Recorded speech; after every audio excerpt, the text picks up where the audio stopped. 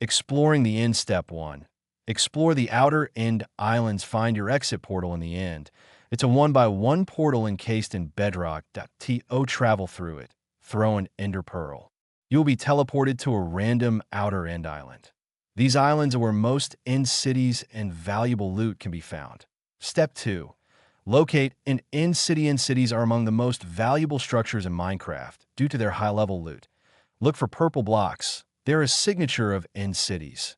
End cities often contain Elytra, Shulker boxes, and enchanted gear. Step 3. Locate the chest rooms. Chests are scattered throughout 3 main areas. Loot room contains general valuable items. Treasure room usually has an ender chest plus a normal loot chest. Ship contains a brewing stand and 2 instant health 2 potions. Step 4. Loot the chest. Collect all valuables you find. If gear comes with enchantments you don't want, such as fire or blast protection, you can remove them later with a grindstone. Prioritize Elytra and rare enchanted items. They are essential for late-game exploration and combat.